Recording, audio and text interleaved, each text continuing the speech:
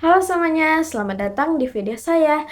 Pada kesempatan kali ini saya akan membahas sekaligus memberikan review mengenai buku pengantar Sosiologi Politik edisi revisi karya Profesor Dr. Damsar. Buku ini cukup banyak digunakan sebagai referensi di berbagai perguruan tinggi, khususnya pada mata kuliah Sosiologi Politik. Tidak hanya membahas teori, buku ini juga mengajak kita memahami bagaimana kehidupan sosial masyarakat sebenarnya sangat berkaitan dengan dunia politik. Di video ini saya tidak hanya akan menjelaskan isi setiap bab, tetapi juga saya akan memberikan pandangan atau pendapat saya mengenai materi yang akan dibahas.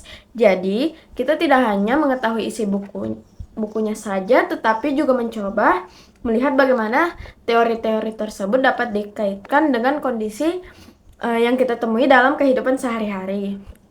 Kalau selama ini kita hanya menganggap politik itu hanya berkaitan dengan pemilu, partai politik, atau pemerintah, ternyata melalui buku ini kita akan melihat bahwa politik jauh lebih luas dari itu. Banyak aktivitas sosial yang tanpa kita sadari ternyata memiliki hubungan erat dengan politik. Baik, tanpa berlama-lama lagi, mari kita mulai ke pembahasan dari bab pertama. Pada bab pertama, kita akan membahas mengenai pengertian dan ruang lingkup sosiologi politik. Bab pertama ini menjadi pondasi dari keseluruhan isi buku. Sebelum membahas berbagai fenomena politik, Profesor Dr. Damsar mengajak pembaca memahami terlebih dahulu apa yang dimaksud dengan sosiologi dan politik. Kemudian bagaimana kedua bidang ilmu tersebut saling berkaitan hingga membentuk kajian yang disebut sosiologi politik. Pada bagian awal, penulis menjelaskan bahwa sosiologi merupakan ilmu yang mempelajari kehidupan masyarakat, hubungan antar manusia, pola interaksi sosial, serta berbagai gejala yang muncul dalam kehidupan bermasyarakat. Untuk memperkuat penjelasannya, penulis juga mengutip beberapa pendapat ahli sehingga pembaca memperoleh gambaran bahwa sosiologi tidak hanya membahas individu, tetapi juga bagaimana manusia hidup sebagai bagian dari suatu kelompok sosial. Setelah memahami sosiologi, pembahasan kemudian berlanjut pada konsep politik. Dalam buku ini dijelaskan bahwa politik bukan hanya mengenai pemerintah, pemilu, atau jabatan. Politik juga mencakup proses bagaimana seseorang atau kelompok memperoleh, menggunakan, mempertahankan maupun memengaruhi kekuasaan untuk mencapai tujuan tertentu. Dari dua konsep tersebut, penulis kemudian menjelaskan lahirnya sosiologi politik sebagai cabang ilmu yang mengkaji hubungan antara kehidupan sosial masyarakat dengan berbagai proses politik. Dengan kata lain, sosiologi politik membantu kita memahami bahwa setiap fenomena politik selalu dipengaruhi oleh kondisi sosial masyarakatnya sendiri. Hal lain yang cukup menarik adalah penjelasan mengenai ruang lingkup sosiologi politik. Menurut penulis, kajian sosiologi politik tidak hanya membahas negara atau pemerintah, tetapi juga mencakup berbagai aspek seperti kekuasaan masyarakat, kelompok sosial, partisipasi politik, sosialisasi politik, komunikasi politik, hingga partai politik. Semua aspek tersebut saling berhubungan dan nantinya akan dibahas lebih mendalam pada bab-bab berikutnya. Menurut saya, Profesor Dr. Damsar menyusun bab pertama ini sangat sistematis. Beliau tidak langsung membawa pembaca pada pembahasan yang rumit, tetapi terlebih dahulu memberikan dasar-dasar yang harus dipahami. Hal ini membuat pembaca, terutama mahasiswa yang baru mempelajari sosiologi politik, menjadi lebih mudah mengikuti isi buku. Lalu saya juga berpendapat dengan penulis, sependapat dengan penulis bahwa politik sebenarnya sangat dekat dengan kehidupan kita. Selama ini banyak orang menganggap politik itu hanya urusan pejabat atau partai politik. Namun dalam kehidupan sehari-hari, ketika seseorang berusaha mengaruhi keputusan kelompok, menentukan kebijakan dalam organisasi, atau memperjuangkan kepentingan bersama, di situ sebenarnya terdapat proses politik. Nah, kalau kita lihat kondisi Indonesia saat ini, hubungan antara kehidupan sosial dan politik juga sangat terlihat. Misalnya, pilihan politik seseorang seringkali dipengaruhi oleh lingkungan keluarga, tingkat pendidikan, lalu kondisi ekonomi, budaya, bahkan informasi yang diperoleh melalui media sosial. Hal ini menunjukkan bahwa perilaku politik tidak hanya muncul begitu saja, melainkan dibentuk oleh lingkungan sosial tempat seseorang hidup. Inilah mengapa saya merasa bab pertama ini sangat penting, karena bab ini mengubah cara pandang kita bahwa politik bukan hanya tentang siapa yang menang dalam pemilu atau siapa yang menjadi pemimpin, tetapi juga tentang bagaimana masyarakat membentuk, memengaruhi, dan menjalankan proses politik dalam kehidupan sehari-hari. Setelah pada bab pertama kita memahami apa itu sosiologi politik dan ruang lingkup pembahasannya, sekarang muncul pertanyaan yang tidak kalah penting. Kalau sosiologi politik mempelajari hubungan antara masyarakat dan politik, lalu bagaimana para ahli sosiologi menganalisis hubungan tersebut? Ternyata dalam sosiologi tidak hanya ada satu cara pandang, setiap teori memiliki sudut pandang yang berbeda dalam melihat fenomena politik. Nah, inilah yang menjadi pembahasan utama pada bab 2, yaitu pendekatan sosiologis tentang politik. Pada bab kedua, penulis mulai membawa pembaca masuk ke pembahasan yang lebih teoritis. Jika pada bab sebelumnya kita dikenalkan dengan konsep dasar sosiologi politik, maka pada bab ini kita diajak memahami bagaimana para ahli sosiologi melihat fenomena politik melalui berbagai pendekatan. Penulis menjelaskan bahwa tidak ada satu teori yang mampu menjelaskan seluruh fenomena politik.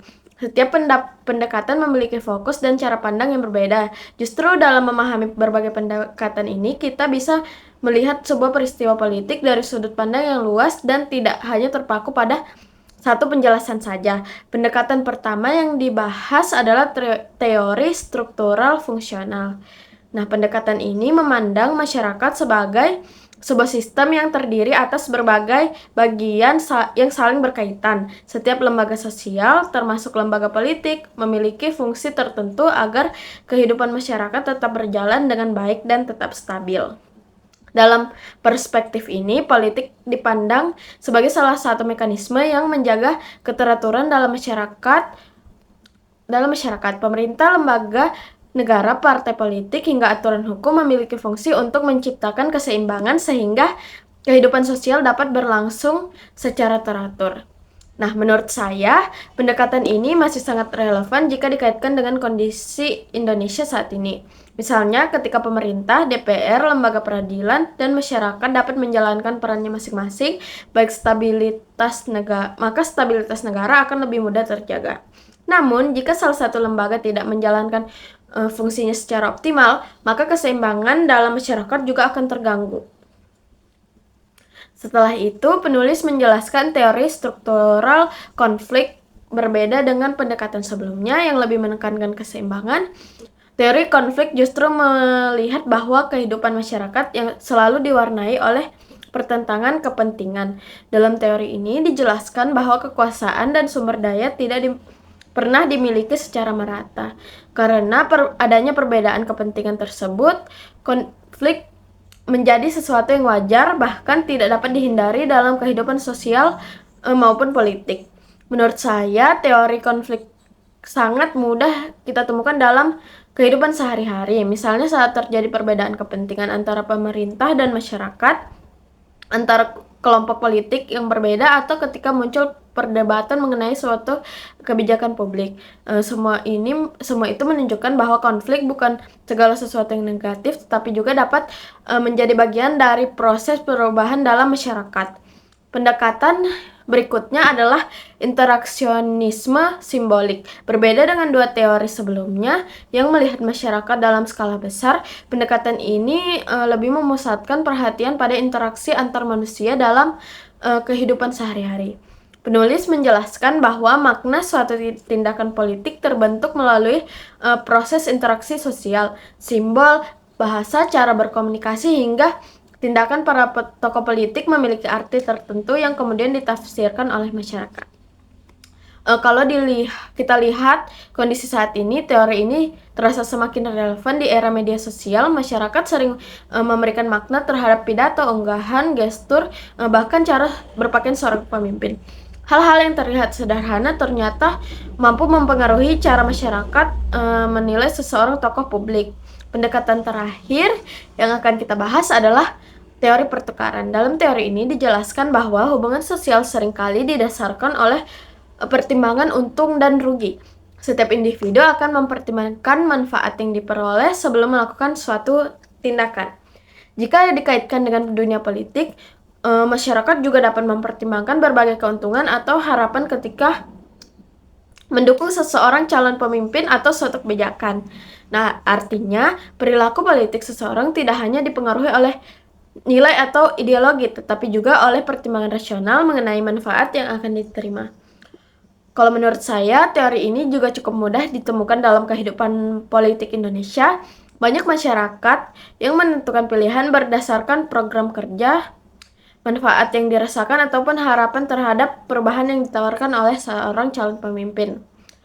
Hal yang saya sukai dari bab ini adalah cara penulis menjelaskan bahwa setiap teori sebenarnya saling melengkapi. Tidak ada satu pendekatan yang selalu paling benar untuk menjelaskan seluruh fenomena politik. Justru semakin banyak perspektif yang kita pahami, semakin luas pula cara kita melihat sebuah peristiwa politik. Bagi mahasiswa, bab ini terasa lebih berat dibandingkan bab pertama karena mulai membahas berbagai teori sosiologi. Namun, menurut saya penjelasan yang diberikan cukup runtut sehingga pembaca dapat memahami perbedaan masing-masing pendekatan secara bertahap. Setelah mengenal berbagai pendekatan dalam sosiologi politik, ternyata ada satu konsep yang selalu muncul dalam hampir setiap teori, yaitu kekuasaan. Tidak heran jika pembahasan berikutnya difokuskan pada konsep ini. Karena tanpa memahami kekuasaan, kita akan sulit memahami dinamika politik secara keseluruhan. Pada awal bab ini, Profesor Dr. Damsar menjelaskan bahwa kekuasaan adalah kemampuan seseorang atau sekelompok orang untuk mempengaruhi orang lain agar bertindak sesuai dengan tujuan tertentu. Namun, kekuasaan ini tidak selalu identik dengan paksaan. Kekuasaan juga bisa muncul karena adanya kepercayaan, kewibawaan, pengetahuan, maupun jabatan yang dimiliki seseorang. Menurut saya, penjelasan ini sangat menarik karena selama ini banyak orang yang menganggap kekuasaan itu hanya dimiliki oleh pejabat atau pemerintah. Padahal dalam kehidupan sehari-hari, kekuasaan ini juga dapat ditemukan di lingkungan keluarga, sekolah, organisasi, bahkan tempat kerja. Siapapun yang mampu memengaruhi keputusan orang lain sebenarnya sedang menggunakan suatu bentuk kekuasaan. Selanjutnya, penulis menjelaskan bagaimana beberapa tokoh sosiologi memandang konsep kekuasaan. Tokoh pertama yaitu adalah Max Weber, yang menjelaskan bahwa kekuasaan merupakan kemampuan seseorang untuk tetap mencapai tujuan meskipun menghadapi penolakan dari orang lain. Kemudian dari Bertrand Russell memandang kekuasaan sebagai unsur yang sangat penting dalam kehidupan sosial karena hampir semua hubungan antar manusia itu melibatkan kekuasaan. Selanjutnya dari Charles F.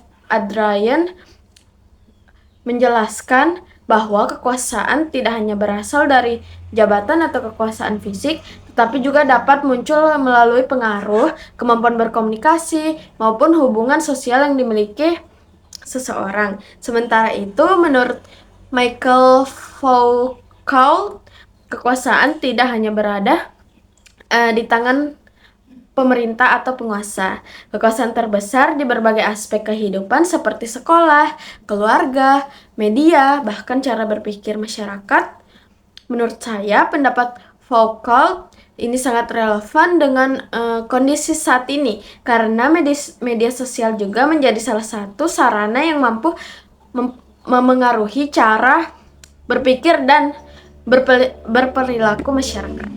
Selain membahas pendapat para ahli, penulis juga menjelaskan tentang reproduksi kekuasaan, yaitu bagaimana kekuasaan dipertahankan dan terus berkembang melalui hubungan sosial dan masyarakat. Kemudian juga mengenai distribusi kekuasaan yang menjelaskan bahwa kekuasaan dalam masyarakat tidak dimiliki secara merata.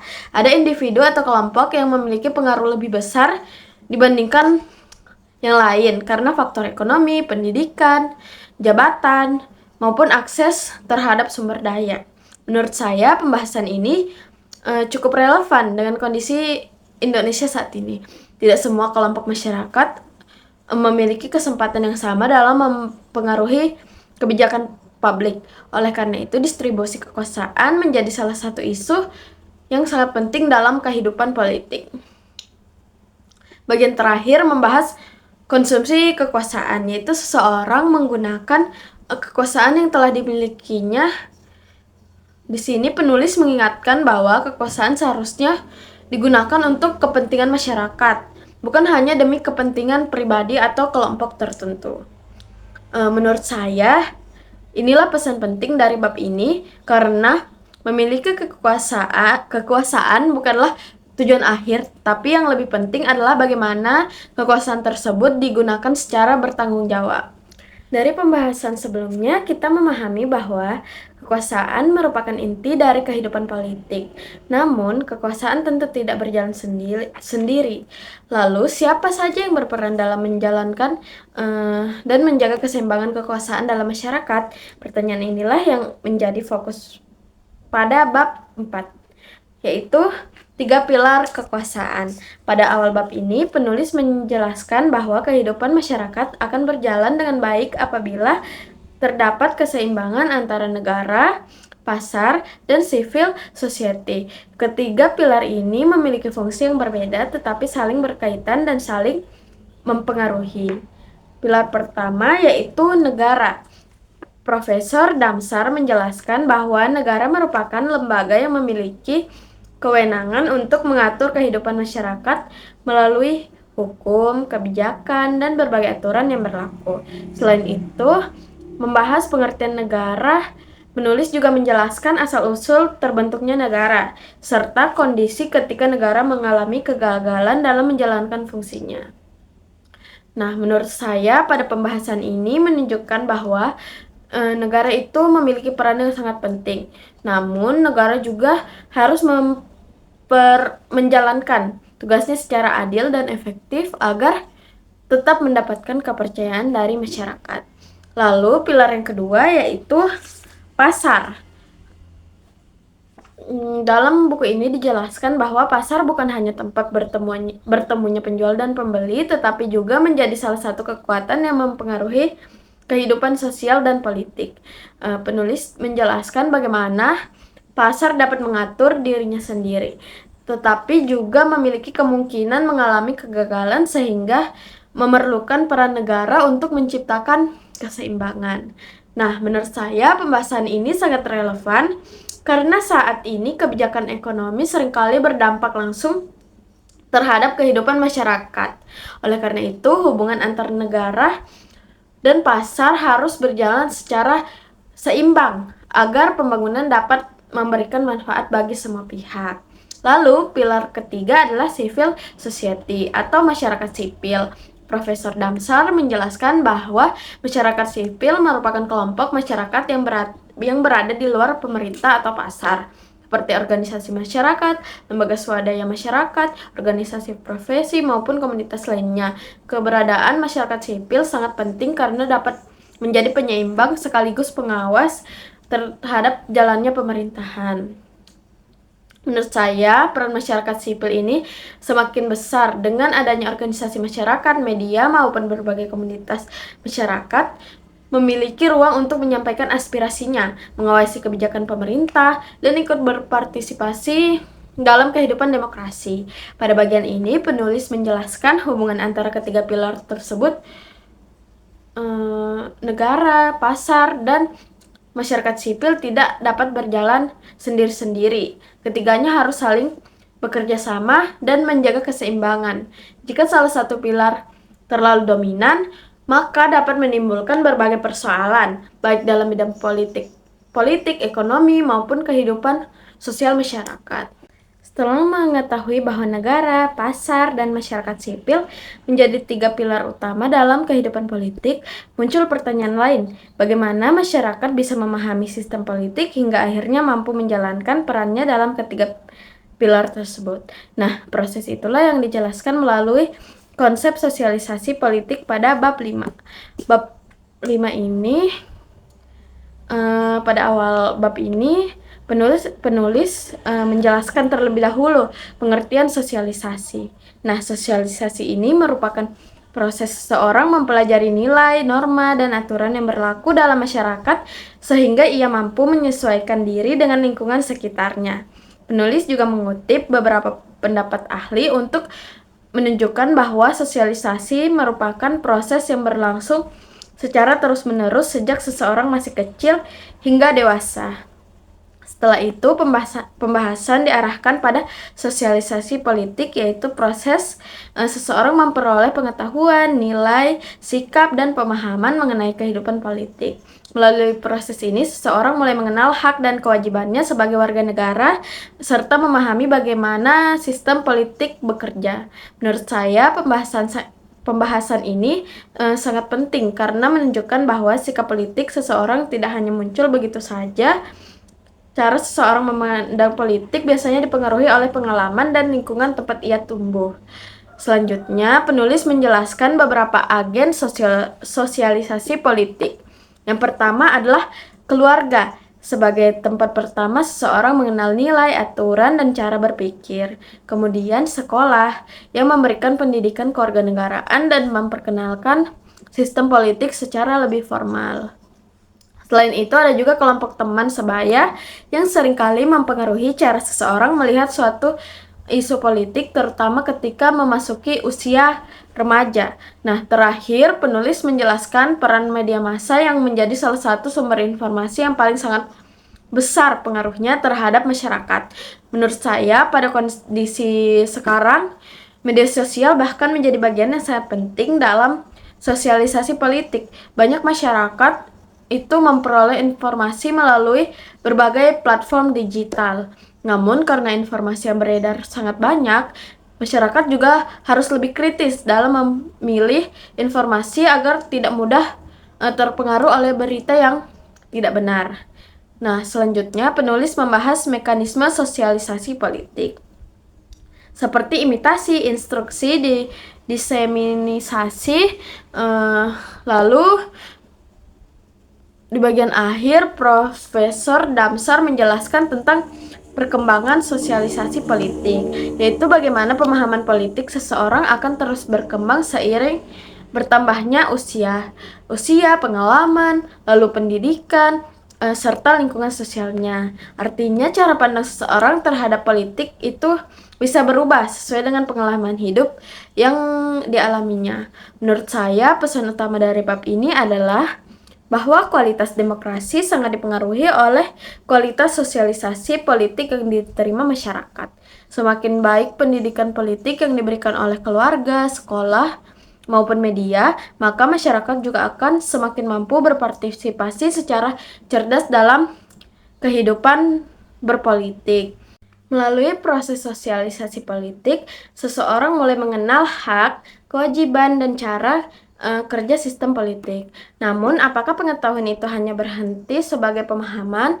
Tentu tidak. Pengetahuan tersebut seharusnya mendorong seseorang untuk ikut terlibat dalam kehidupan politik. Inilah yang akan menjadi pembahasan utama pada bab 6, partisipasi politik.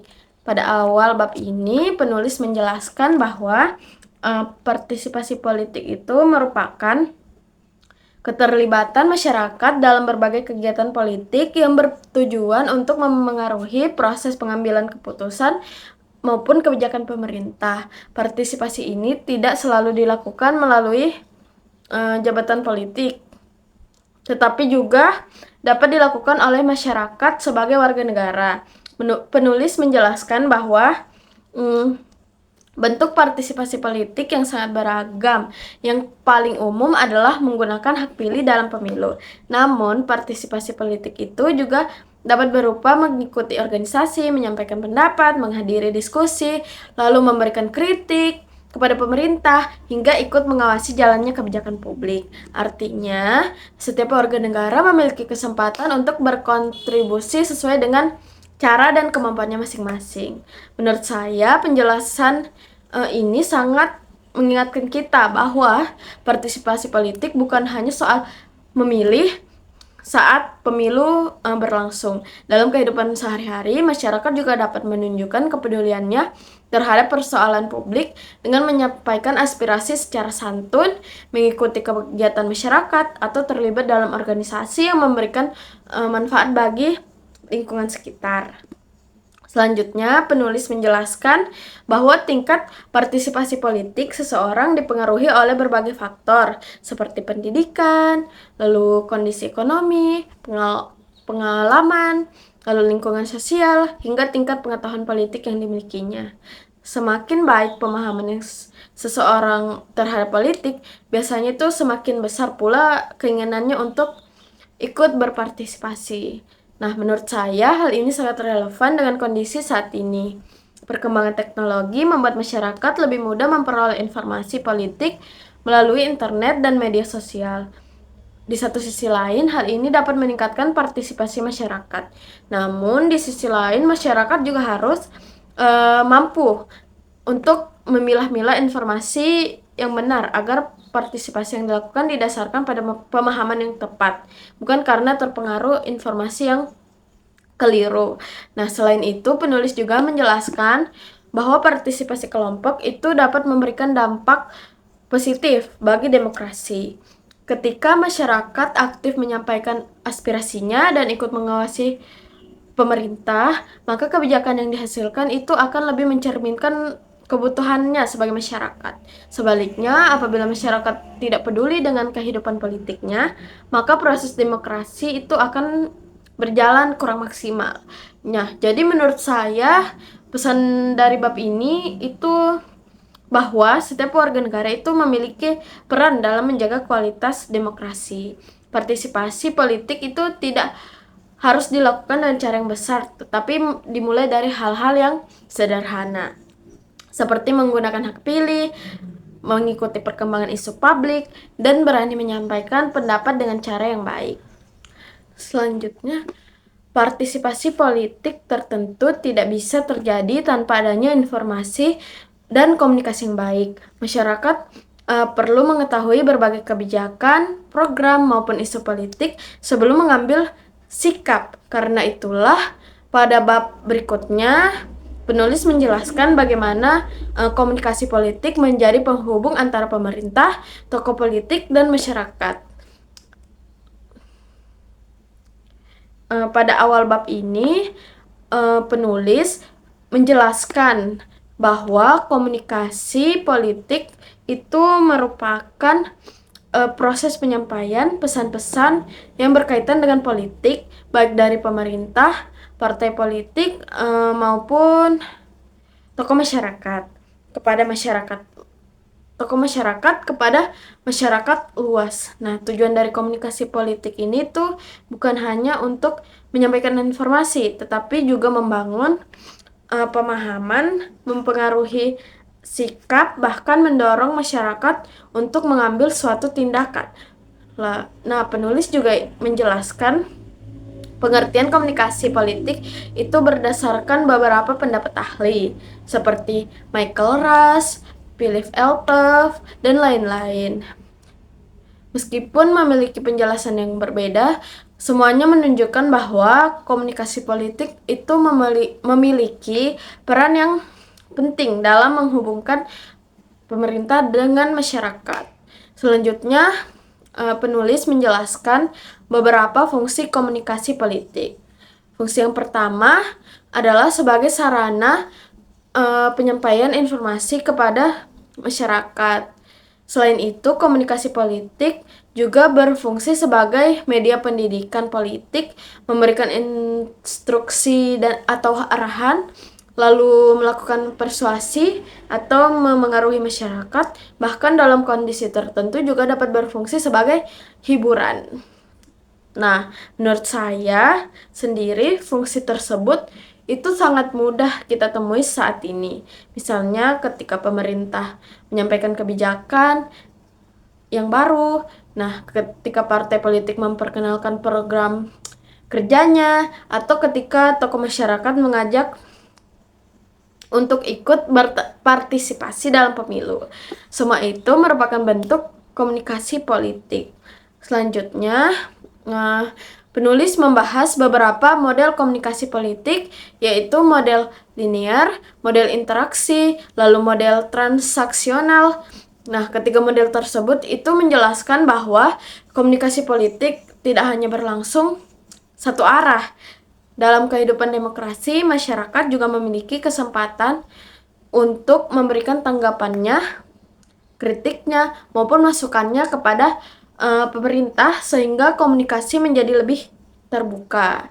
Bagian berikutnya membahas tentang komunikator politik, yaitu pihak-pihak yang menyampaikan pesan politik kepada masyarakat. Menurut Profesor Damsar, komunikator politik ini tidak hanya dari kalangan politisi, tetapi juga berasal dari profesional, aktivis, tokoh masyarakat, hingga orang-orang yang menjadi penyambung informasi kepada masyarakat.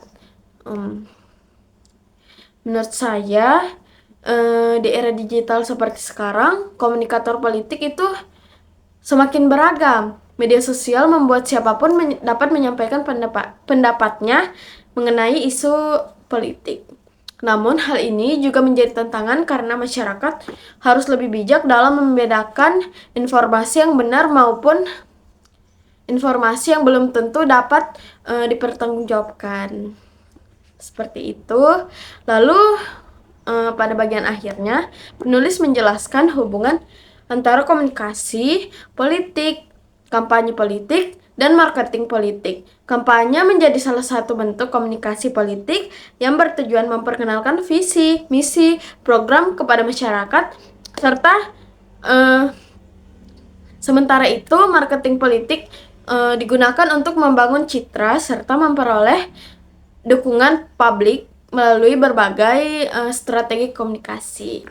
Nah, menurut saya pembahasan ini sangat relevan dengan kondisi politik saat ini karena perkembangan media digital membuat komunikasi politik itu menjadi lebih cepat dan luas. Karena itu keberhasilan seseorang pemimpin atau partai politik itu tidak hanya ditentukan oleh program yang dimilikinya, tetapi juga oleh kemampuan berkomunikasi dengan masyarakat secara jelas, jujur, dan terbuka. Kalau komunikasi politik menjelaskan bagaimana pesan politik disampaikan, maka pertanyaan berikutnya adalah siapa yang sering menyampaikan dan memperjuangkan aspirasi masyarakat dalam sistem demokrasi.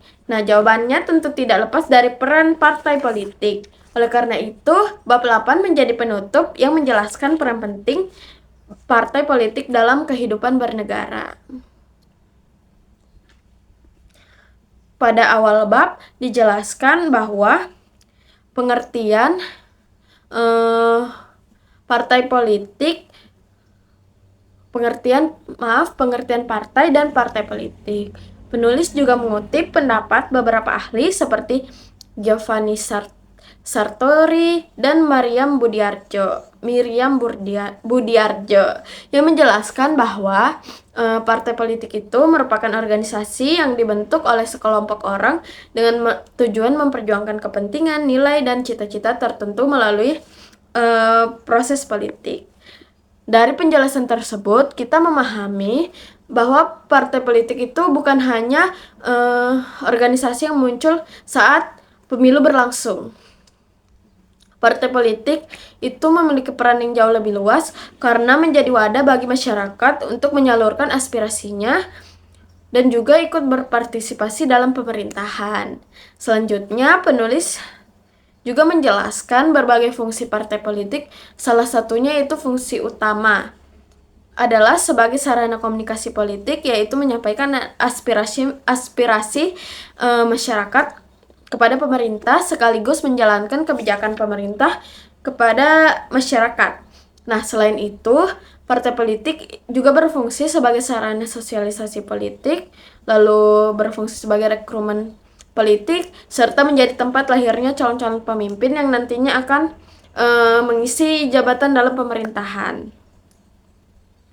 Dari situ, menurut saya, fungsi-fungsi tersebut sangat penting dalam sistem demokrasi.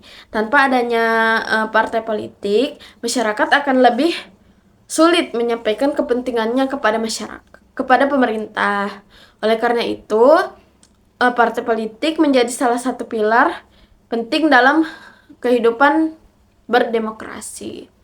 Selain itu, penulis juga membahas tipe-tipe partai politik dan sistem kepartaian. Ada negara yang menerapkan satu partai, dua partai, maupun multipartai. Nah, Indonesia sendiri ini menganut sistem multipartai, sehingga masyarakat itu memiliki banyak pilihan dalam menentukan partai maupun calon pemimpin yang sesuai dengan visi dan program yang mereka inginkan.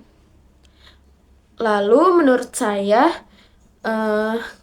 sistem multipartai ini memberikan kesempatan yang lebih besar bagi masyarakat untuk memilih.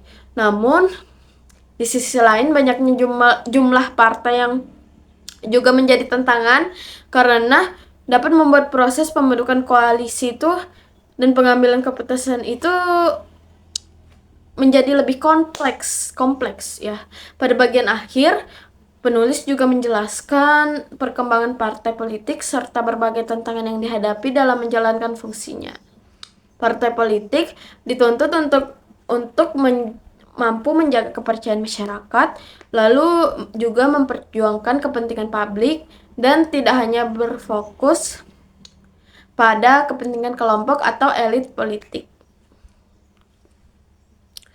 Nah, di sini menurut saya pembahasan ini sangat relevan dengan kondisi Indonesia saat ini. Kepercayaan masyarakat terhadap partai politik itu sangat dipengaruhi oleh bagaimana partai tersebut menjalankan tugasnya. Jika partai mampu menghadirkan program yang bermanfaat, lalu terbuka terhadap aspirasi masyarakat, dan menjalankan politik secara jujur, maka kepercayaan masyarakat itu juga akan meningkat. Setelah membahas 8 bab dalam buku Pengantar Sosiologi Politik karya Profesor Dr. Damsar, saya dapat menyimpulkan bahwa buku ini tuh memberikan pemahaman yang runtut mengenai hubungan antara masyarakat dan politik, mulai dari konsep dasar sosiologi politik, lalu berbagai pendekatan dalam memahami fenomena politik, terus pembahasan mengenai kekuasaan, 3 pilar kekuasaan, sosialisasi politik, partisipasi politik, lalu komunikasi politik, hingga peran partai politik. Semuanya ini disusun secara sistematis hingga mudah diikuti. Terima kasih sudah menyimak review buku ini. Semoga pembahasan ini dapat membantu teman-teman semua memahami isi buku dengan lebih mudah. Sampai jumpa di pembahasan berikutnya.